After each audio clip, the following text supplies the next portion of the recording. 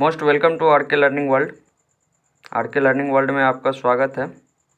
आज हम लोग देखेंगे ज्योग्राफी एनसीईआरटी क्लास 10th का पहला चैप्टर जो है हमारा रिसोर्सेस एंड डेवलपमेंट, इसके ऑब्जेक्टिव्स को देखेंगे और जितने भी इम्पोर्टेंट्स ऑब्जेक्टिव है इस चैप्टर से रिलेटेड उन सारे ऑब्जेक्टिव्स को इंक्लूड कर लिया गया है ताकि आपका फर्स्ट टर्म एग्जामिनेशन जो है वो बेहतर हो सके और आप 100% मार्क्स को अचीव कर सकें। ठीक है, तो चलिए इस चीज़ को देखते हैं हम। जैसा कि आप पहला नंबर क्वेश्चन देख रहे हैं, ठीक, तो पहला नंबर क्वेश्चन आपके सामने है। कहता है under which of the following type of resources can tidal energy B put. That means tidal energy को किस तरह के रिसोर्स में जो है क्लासिफाइड करके रखा गया है। ऑप्शन ए है आपका रिन्यूएबल रिसोर्सेज, ऑप्शन बी है non renewable resources, option C है आपका biotic resources and option D है ऑल ऑफ दिस। तो आपसे पूछ रहा है कि टाइडल एनर्जी किस तरह का रिसोर्सेस है। तो टाइडल एनर्जी को आपने पढ़ा होगा कि यह एक प्रकार का क्या है, तो रिन्यूएबल रिसोर्सेस है। कैसा है, तो रिन्यूएबल रिसोर्सेस है टाइडल एनर्जी हमारा। तो ऑप्शन नंबर ए जो है बिल्कुल सही हो जाएगा आपका आंसर। कौन सा, तो ऑप्शन ए। ओके, चलिए नेक्स्ट क्वेश्चन नंबर 2 को देखते हैं। एंड क्वेश्चन नंबर 2 आपसे कहता है कि India's territorial water extend up to a distance of. That means India's का जो टेरिटोरियल वाटर है जिसको हम लोग देखे थे किस चीज़ में, नेशनल रिसोर्सेज के अंडर। तो नेशनल रिसोर्सेज जो है टेरिटोरियल रीजन्स में वो कहाँ तक है, ठीक है, इस चीज़ को देखेंगे। तो ये हमारा कितना है, ऑप्शन ए है आपसे कहता है 12 किलोमीटर, ऑप्शन बी कहता है आपको 12 निक्टिकल माइल्स, ऑप्शन सी कहता है 19.2 निक्टिकल माइल्स एंड ऑप्शन डी कहता है हमारा 200 निक्टिकल माइल्स। तो ये कितना है हमारा, तो ये है 12 निक्टिकल माइल्स। ऑप्शन नंबर बी हमारा बिल्कुल सही है। ओके, चलिए नेक्स्ट देखते हैं क्वेश्चन नंबर 3 को।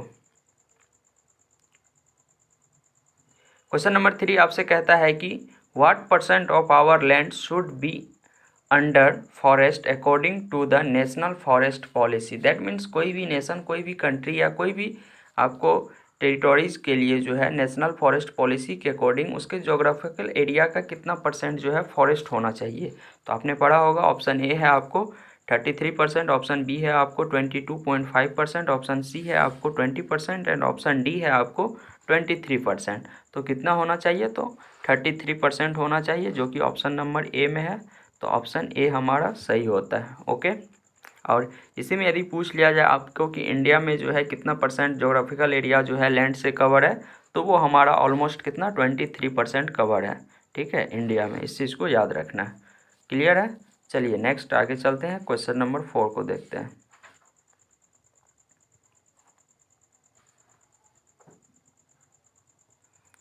क्वेश्चन नंबर 4 आपसे कहता है which one of the following type of resources is iron ओर।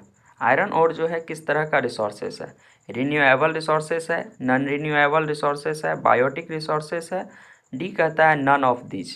कैसा है, तो सबसे पहले तो यहाँ पे हम देखेंगे कि बायोटिक तो होगा नहीं, क्योंकि ये बायोटिक रिसोर्सेज जितने भी हैं वो किस चीज़ को दिखलाता है, तो लिविंग थिंग्स को दिखलाता है। ये तो ऑप्शन सी होगा नहीं एंड ऑप्शन डी भी नहीं होगा। तो हमारा आयरन ओर जो है वो क्या है, एक तरह का नॉन रिन्यूएबल रिसोर्सेस है, ऑप्शन नंबर बी में। ओके, ऑप्शन बी में आते हैं। चलिए नेक्स्ट देखते हैं क्वेश्चन नंबर 5 को। क्वेश्चन नंबर 5 आपसे कहता है कि which one of the following is the main cause of land degradation in Punjab. That means land degradation का जो है पंजाब में मेन काउज क्या है।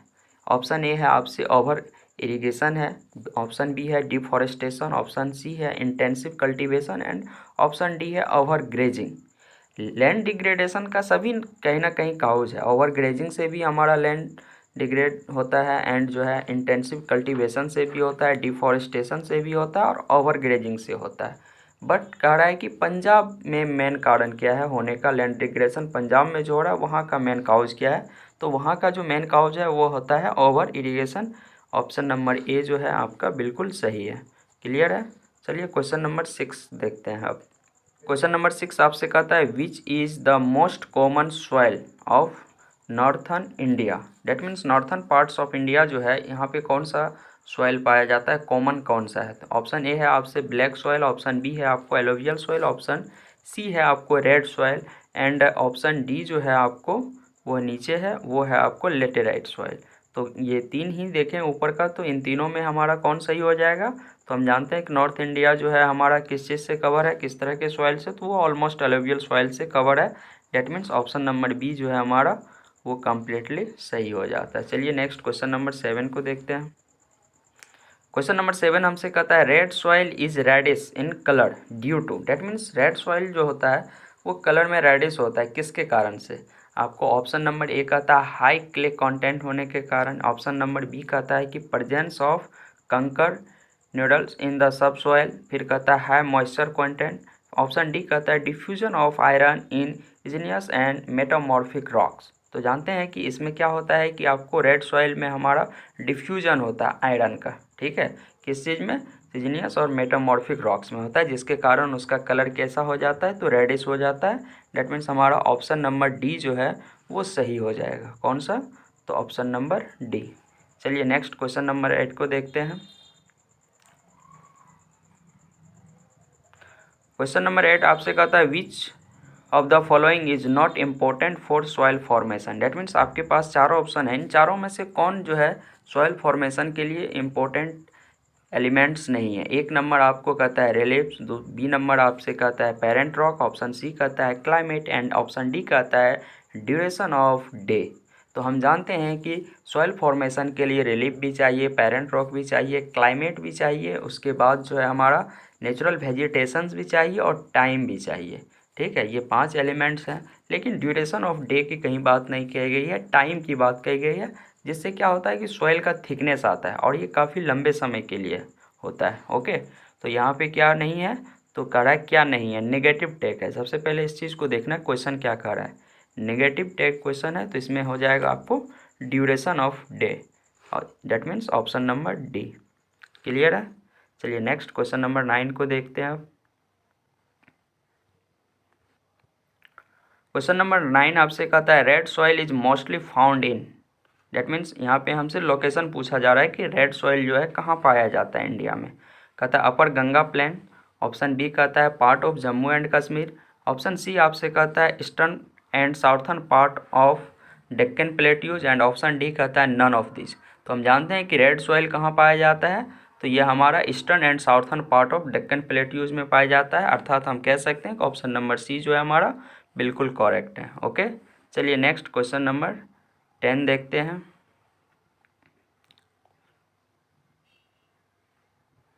क्वेश्चन नंबर 10 आपसे कहता है black soil are common in. That means यहाँ भी हमको एक लोकेशन पूछा जा रहा है कि ब्लैक सॉइल जो है कहाँ पाया जाता है कॉमनली। ए ऑप्शन है आपका Deccan trap region, option B है कश्मीर वैली, ऑप्शन सी है Ganga plains, and option D है north east part of India. तो north east part of India option D है, और ऑप्शन सी आपका Ganga plain, option B Kashmir valley, और ऑप्शन ए डेक्कन ट्रेप। तो हम जानते हैं कि हमारा ब्लैक सॉइल जो है वो वेस्टर्न साइड में पाया जाता है, ठीक है, और वेस्टर्न साइड कहाँ मैनली कह सकते हैं कि डेक्कन ट्रेप में। ये कहाँ आता है? तो डेक्कन ट्रेप में आता है। वेस्टर्न साइड में आपका गुजरात में भी ब्लैक सॉइल है, और जा कर के जो है डेक्कन प्लेट्यूज रीजन जो है वहाँ पे भी आपको ब्लैक सॉइल है। तो इस तरह से ऑप्शन नंबर ए हमारा सही हो जाएगा। ओके, चलिए नेक्स्ट क्वेश्चन नंबर 11 को देखते हैं।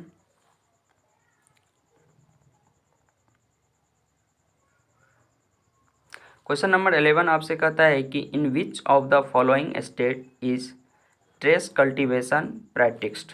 मतलब कि इनमें से कौन ऐसे स्टेट है जहाँ पे आपको ट्रेस कल्टीवेशन किया जाता है। ऑप्शन ए है आपसे पंजाब, ऑप्शन बी है आपको plain of UP, option C है हरियाणा, एंड ऑप्शन डी है उत्तराखंड।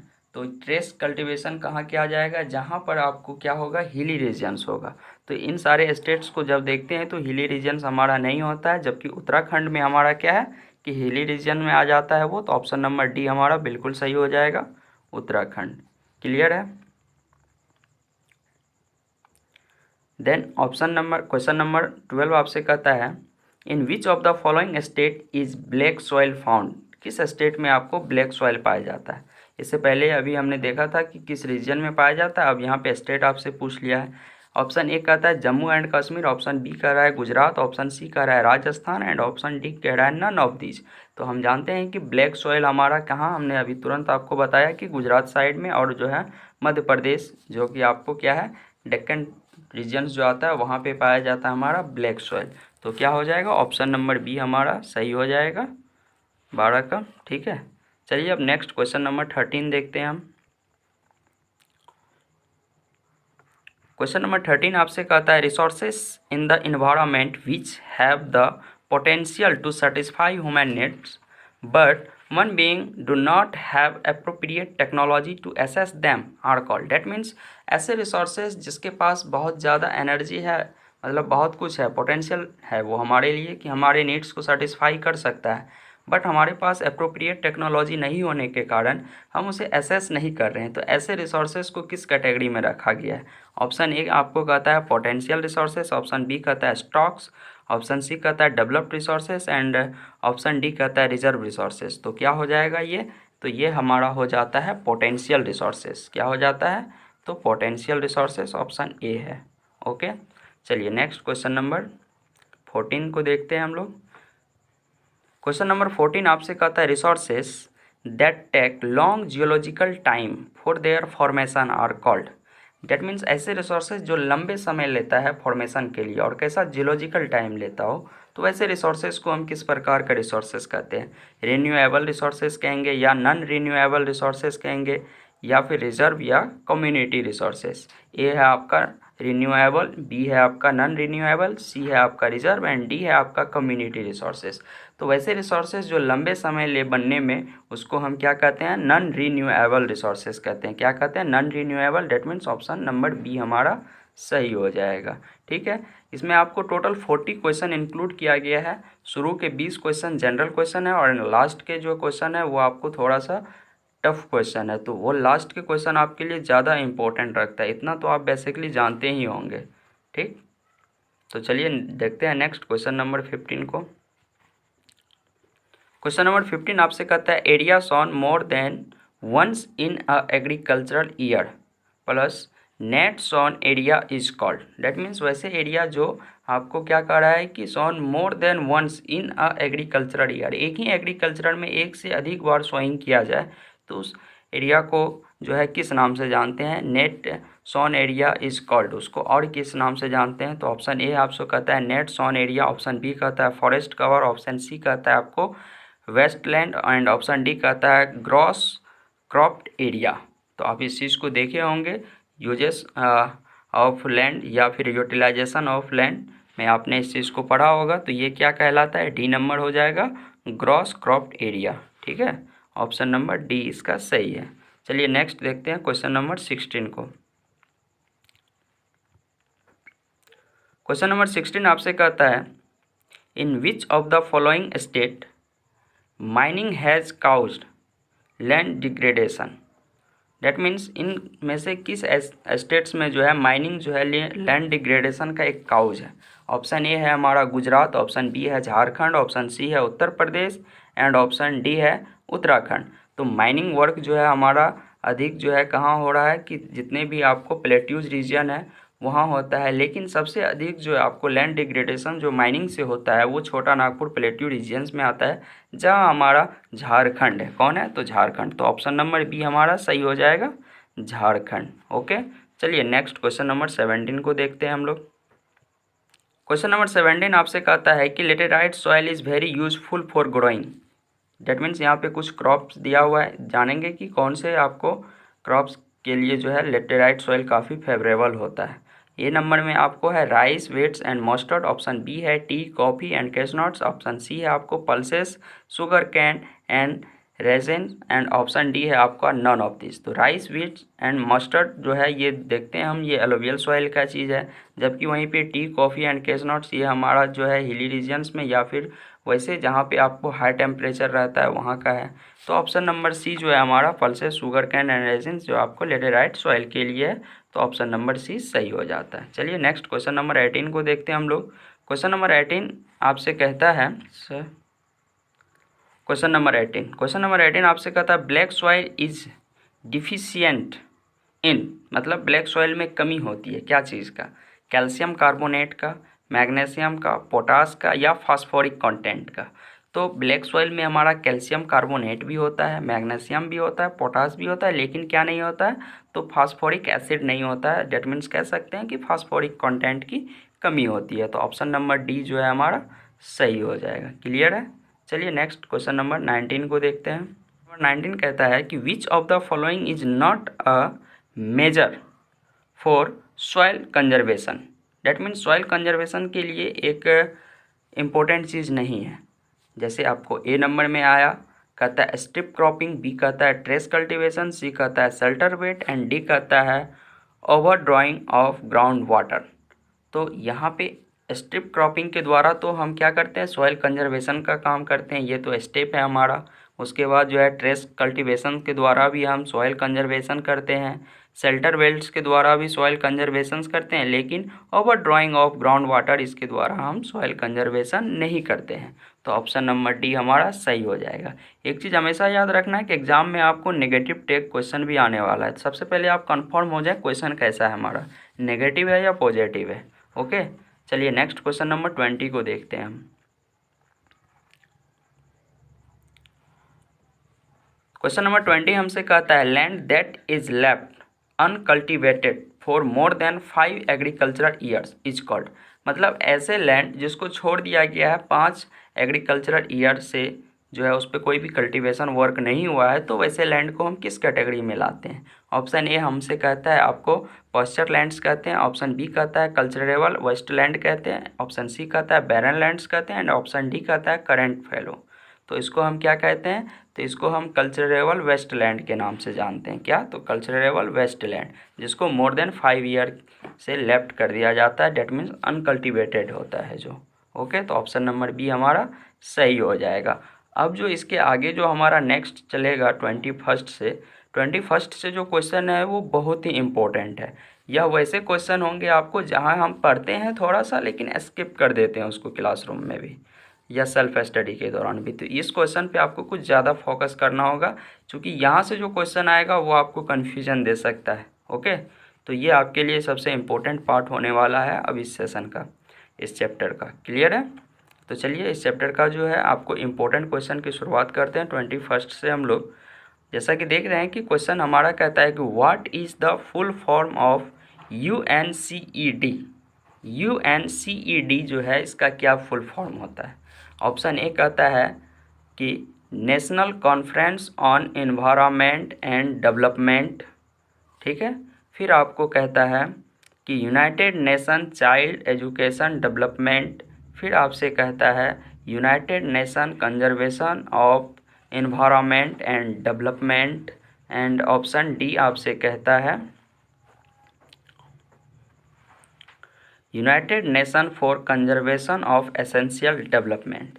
तो इस चीज़ को आप अपने बुक में देखे होंगे। ये जो है हमारा UNCED, इसे हम कहते हैं United nation conservation of environment and development, ठीक है। तो हमारा ऑप्शन नंबर डी जो है, ऑप्शन नंबर सी जो है वो सही हो जाएगा। क्या हो जाएगा, U for United, N for nation, C for conservation end of E for environment and D for development, ठीक है।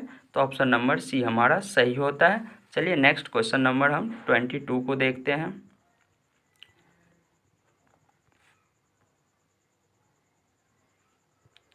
क्वेश्चन नंबर 22 हमसे कहता है कि which of the following is the one of the major objective of the agenda 21। That means agenda 21 के बारे में आपने पढ़ा होगा कि फर्स्ट अर्थ समिट जो आपको 1992 में हुआ था रियो डी जेनेरियो में, वहाँ जो आपको एजेंडा 21 जो लाया गया था, इंट्रोड्यूस किया गया था, तो उसमें जो है सबसे एक मेजर ऑब्जेक्टिव उसका था। तो वो क्या था, यहाँ हम लोग देख करके फाइंड आउट करते हैं उसे। तो ए नंबर ऑप्शन कहता है every local government should draw its own local agenda 21।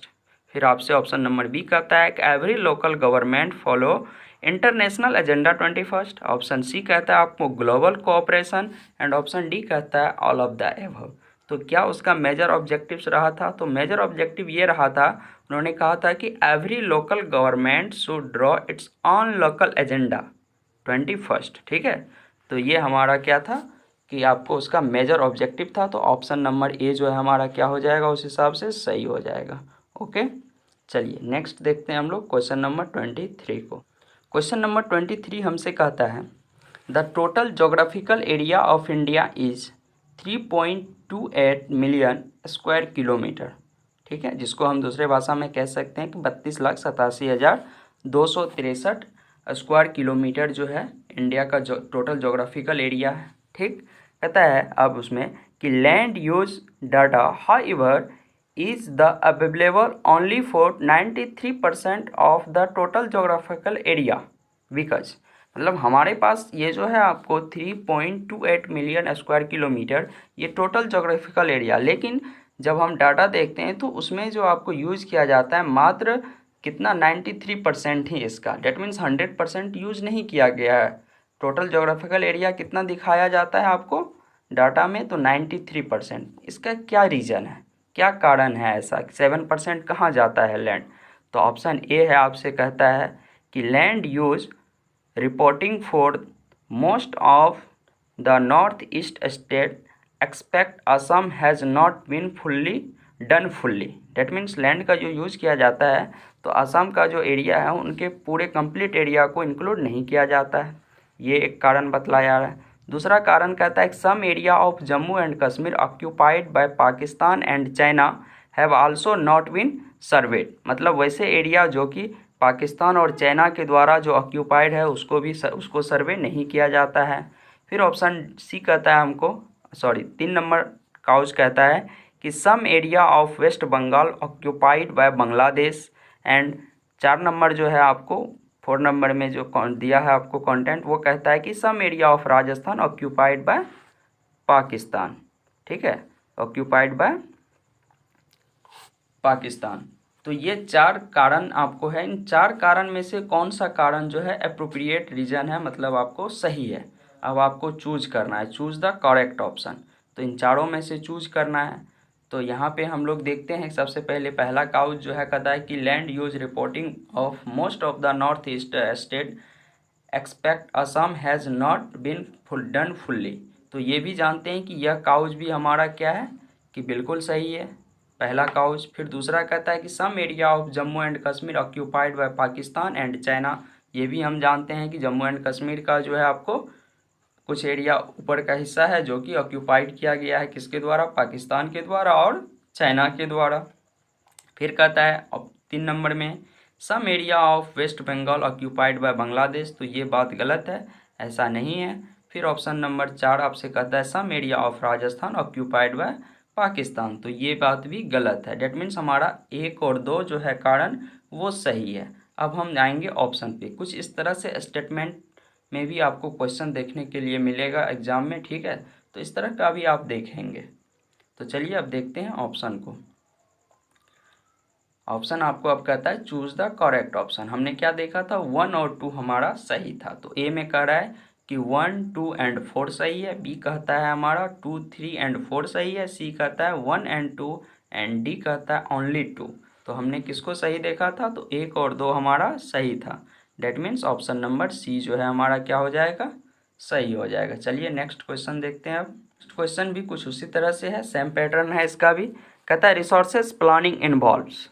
Resources planning जो होता है उसमें क्या क्या इन्वॉल्वमेंट होती है, तो 1 नंबर में कहता है identification and inventory of resources. Resources का आइडेंटिफिकेशन किया जाता है, इन्वेंट्री किया जाता है, एज किस तरह से सर्वेइंग किया जाता है, मैपिंग किया जाता है, एंड क्या कहता है कि qualitatives and the quantitatives and estimations and measurement of resources across the region of the country, पूरे देश के अंदर। फिर कहता है appropriate technology is skilled and institutional setup. ठीक है, appropriate technology skilled and institutional setup होता है आपको। फिर कहता है 3 नंबर में matching the resources development plan with all over national development. ऐसा नहीं है कि मतलब आपको कह रहा है कि उसको मैच कराना है किससे, all over national development plan से, कि इसका नेशनल डेवलपमेंट में कितना कंट्रीब्यूशन होगा इस रिसोर्सेज का, ये भी होता है। तो तीनों का तीनों कहीं ना कहीं क्या है कि सही है, ये तीनों चीज़ को क्या किया जाता है, तो रिसोर्स प्लानिंग में इन्वॉल्व किया जाता है।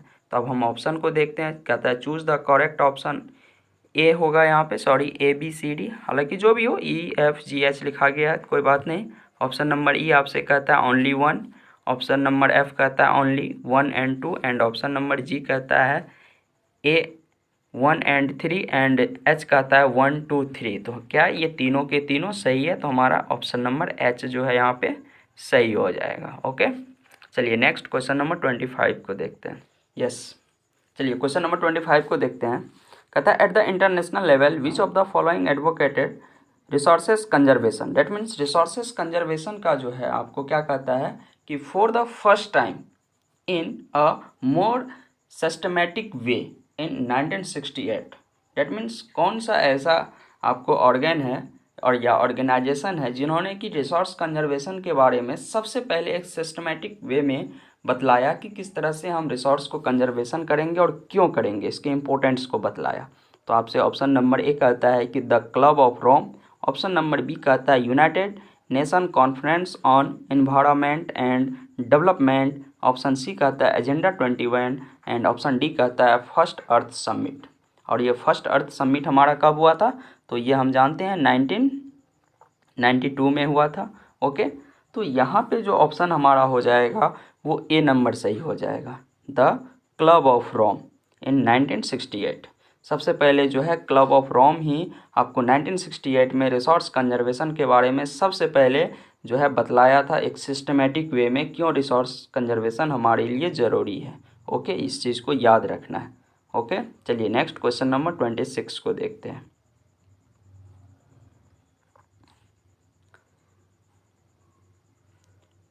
क्वेश्चन नंबर 26 हमसे कहता है indiscriminate exploitation of resources has lead to. That means indiscriminate exploitation of resources has lead to किस चीज़ को लीड करती है। ऑप्शन नंबर ए हमसे कहता है वार्मिंग, ऑप्शन नंबर बी कहता है ozone layer depletion, option C कहता है environmental pollution and land degradation, and option number D कहता है ऑल ऑफ दिस। तो हम जानते हैं कि इनसे क्या होता है कि हर एक चीज़ होगा, आपको अर्थ वार्मिंग भी होता है, ओजोन लेयर डिप्लेशंस भी होता है, and environmental pollution and land degradation. तो ये सभी के सभी को लीड करता है। तो इस तरह से हमारा ऑप्शन डी जो है सही हो जाएगा। कौन सा, ऑप्शन नंबर डी। क्लियर है। नेक्स्ट चलिए क्वेश्चन नंबर 27 को देखते हैं।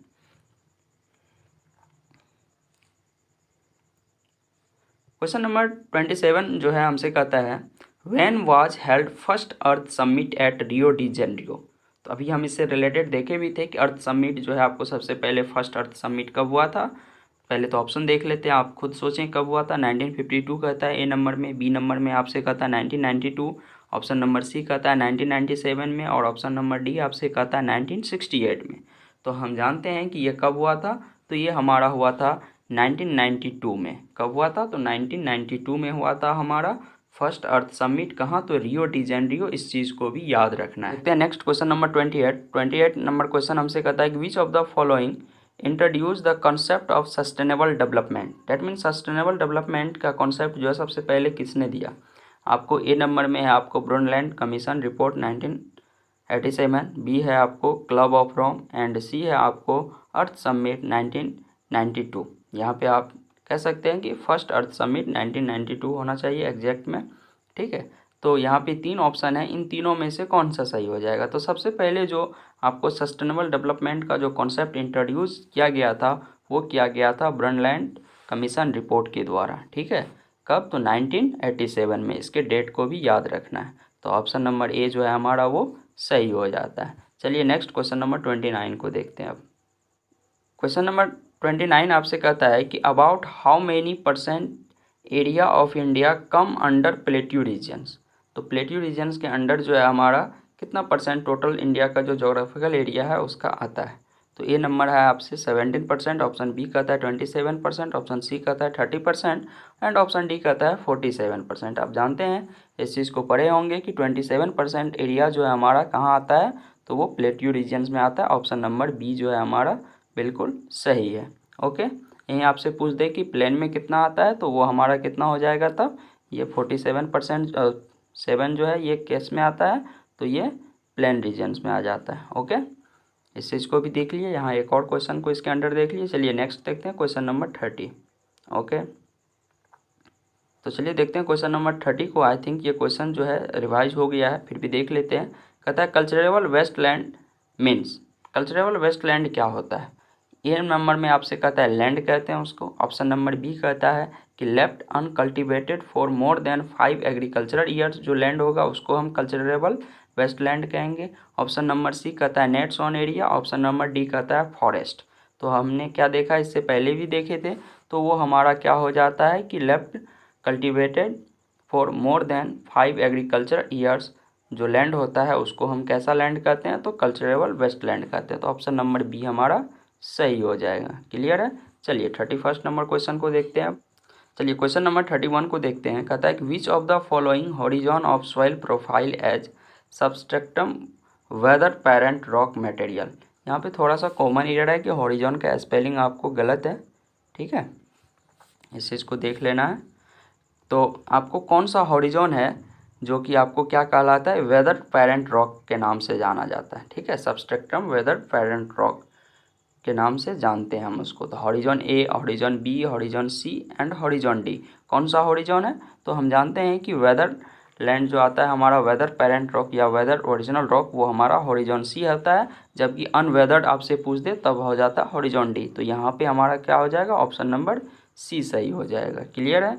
नेक्स्ट हम लोग देखते हैं क्वेश्चन नंबर 33 को। यदि आपको हॉरिजॉन में प्रॉब्लम होगा तो हॉरिजॉन से रिलेटेड हमने ऑलरेडी एक वीडियो बनाया है, वहाँ पे हमने सारे हॉरिजॉन्स को बतलाया है, किस हॉरिजॉन को किस नाम से जानते हैं और किस हॉरिजॉन में क्या पाया जाता है। आप वहाँ से क्लियर हो जाएं। ओके, चलिए नेक्स्ट क्वेश्चन नंबर 33 को देखते हैं हम लोग।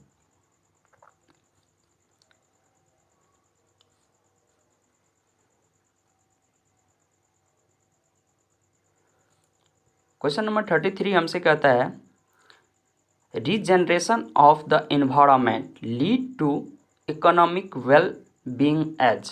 डेट मीन्स रीजनरेशन, जब हम इन्वायरमेंट का रीजनरेशन करेंगे तो रीजनरेटिंग भी इसको हम कह सकते हैं कि regeneration of the environment leads to economic well being as. किस तरह का इकोनॉमिक को ये लीड करता है, का result of greater resource availability. फिर बी नंबर आपसे कहता है improvement of agriculture and animal care. Option C कहता है income of the common people. जब भी रीजनरेशन होगा एनवायरनमेंट का तो ये तीनों के तीनों जो है आपको क्या किसके अंडर आ जाएगा, तो इकोनॉमिक वेल बीइंग हम कहते हैं इसको। ओके, तो डेट मीन्स हमारा यहाँ पे ऑप्शन डी है वो बिल्कुल सही हो जाएगा। चलिए नेक्स्ट हम लोग देखते हैं क्वेश्चन नंबर 34 को। ओके, नेक्स्ट देखते हैं क्वेश्चन नंबर 34 हमसे कहता है कि people's management is essential for what. Option number A आपसे कहता है कि ecological restoration. Option number B कहता है आपको sustainable development. Option number C कहता है proper use of resources and option number D आपसे कहता है all of the above. That means people management जो है वो हमें कहीं ना कहीं इन सब के लिए ज़रूरी है। किन के लिए ज़रूरी है, तो इकोलॉजिकल रिस्टोरेशंस के लिए ज़रूरी है, उसके बाद सस्टेनेबल डेवलपमेंट के लिए ज़रूरी है, प्रॉपर यूज ऑफ रिसोर्सेज के लिए ज़रूरी है। डेट मीन्स हम कह सकते हैं कि ये सभी के सभी हमारे क्या हैं कि सही हैं, all of this, option number D. ठीक, नेक्स्ट चलिए देखते हैं हम लोग question number 35। Okay, question number 35 आपसे कहता है कि dots, chaur and Terai are commonly found in, कहाँ पाया जाता है। ऑप्शन नंबर ए आपसे कहता है piedmont plains. Option number B कहता है ब्लैक सॉइल।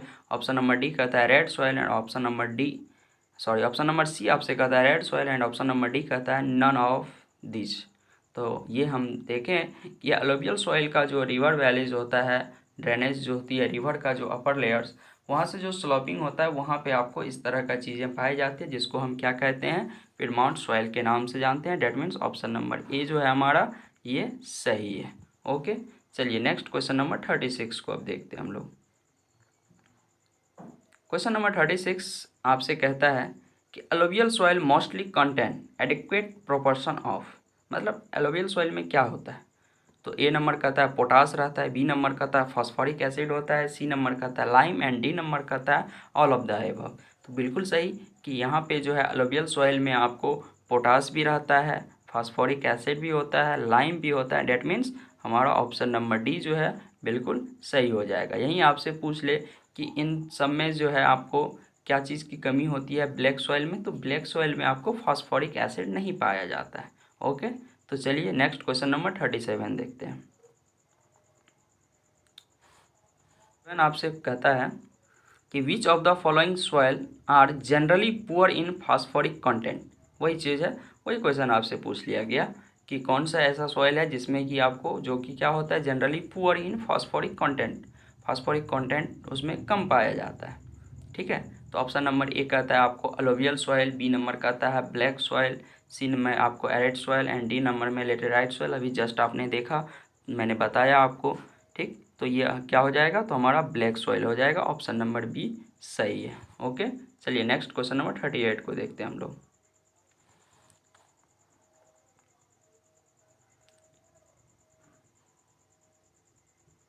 क्वेश्चन नंबर 38 हमसे कहता है the laterite soil develops in area with, मतलब लेटेराइट सॉइल जो है किस एरिया में डेवलप्ड होगा।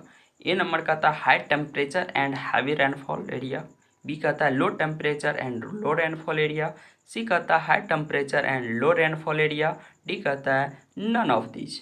तो किस एरिया में ये डेवलप्ड होता है, तो हम जानते हैं वो एरिया जहाँ पे हाई टेम्परेचर होता है एंड हैवी रेनफॉल होता है, वहाँ पे हमारा लेटेराइट सॉइल डेवलप्ड होता है। तो ऑप्शन नंबर ए हमारा सही हो जाएगा। ओके, चलिए नेक्स्ट क्वेश्चन नंबर 39 को देखते हैं अब हम लोग।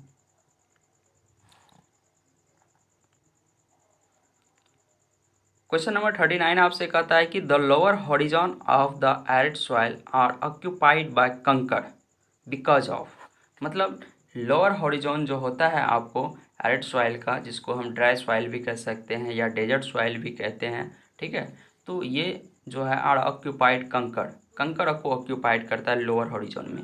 क्यों, जिसका कारण क्या है, तो कहता है डिक्रीजिंग कैल्शियम कंटेंट डाउनवर्ड, मतलब नीचे जो है कैल्शियम कंटेंट कम हो जाता है। फिर कहता है बी नंबर में increasing calcium content downward, downward मतलब लीचिंग जिसको हम कहते हैं नीचे की तरफ। फिर आता है साल्ट कंटेंट होने के कारण, और डी कहता है ऑल ऑफ दिस। यहाँ आप डी को देख करके या ना कह दें कि सब सही हो जाएगा, डी कभी कभी बिल्कुल गलत हो जाता है जिसको हम ऑल ऑफ दिस कह यहाँ देख रहे हैं। तो डी इन द सेंस कि यहाँ पे जो है डी वो चीज़, ऐसा नहीं कि गलत हो जाता है डी। ऑल ऑफ दीज यदि डी में रहे आपका तो वो कभी कभी गलत होने का चांस उसमें रहता है, लेकिन यहाँ जो आपका सही हो जाएगा, आपको लोअर हॉरिजॉन जो होता है एरिड सॉइल का वो ऑक्यूपाइड करता है कंकड़ को। इसका कारण है कि increasing calcium content downward, downward मतलब लीचिंग होकर के अपर हॉरिजॉन से नीचे की हॉरिजॉन में आपको कैल्शियम कंटेंट जब बढ़ जाता है तो वो धीरे धीरे किसका फॉर्मेशन करता है, तो कंकड़ का फॉर्मेशन करता है। तो हमारा ऑप्शन नंबर बी क्या हो जाएगा, यहाँ पे सही हो जाएगा। क्लियर है, चलिए नेक्स्ट क्वेश्चन नंबर 40 को देखते हैं हम लोग।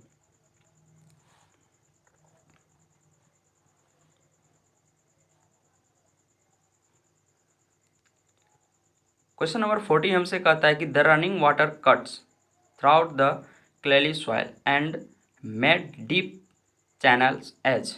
ठीक है, तो रनिंग वाटर जो होता है वो कट करता है क्लेली सॉइल को और एक जो है आपको डीप चैनल्स बना देता है। तो उसको हम किस नाम से जानते हैं, ए कहता है सीट इरोजियंस कहते हैं, बी कहता है बेड लैंड कहते हैं, सी नंबर कहता है गलीज कहते हैं, और डी कहता है सॉइल इरोजियंस। तो हम जानते हैं उसको हम क्या कहते हैं, तो उसको हम गलीज के नाम से जानते हैं। क्या होता है ये, तो गलीज होता है। ओके, तो ऑप्शन नंबर सी हमारा सही हो जाएगा। इस तरह से हमने यहाँ पे 40 क्वेश्चन को देखा, और लास्ट का जो 20 क्वेश्चन था वो आपको काफ़ी इंपॉर्टेंट क्वेश्चन है। फर्स्ट 20 क्वेश्चन जनरल क्वेश्चन है जिसको कई बार आप क्लास में डिस्कशंस किए होंगे टीचर्स के साथ, अपने स्टूडेंट्स के साथ, लेकिन ये 20 क्वेश्चन लास्ट का जो है ये थोड़ा डिफिकल्ट है। इस पर आप फोकस करें, तब जा कर के आपको यदि पूरे बुक से ये 40 क्वेश्चन ऐसे क्वेश्चन है जो कि ऑल बुक से निकाला गया है। आई थिंक 5 क्वेश्चन 10 क्वेश्चन और बचा होगा जो कि कंटेंट में नहीं आ पाया, इनसे बाहर उम्मीद है इस चैप्टर से नहीं पूछा जा सकता है। ओके, तो चलिए फिर मिलते हैं हम लोग नए चैप्टर के साथ, and thank you for watching. फिर आते हैं हम लोग जो है इसका सेकंड चैप्टर के साथ, फिर हिस्ट्री का जो है एक चैप्टर उसके साथ, उसका भी ऑब्जेक्टिव आपको दिया जाएगा, एंड पॉलिटिकल साइंस जो है हमारा सिविक्स जिसको कहते हैं उसका भी फर्स्ट एंड सेकंड चैप्टर का ऑब्जेक्टिव करा दिया जाएगा ताकि आपका फर्स्ट टर्म एग्जामिनेशन बेहतर हो। क्लियर है, थैंक यू।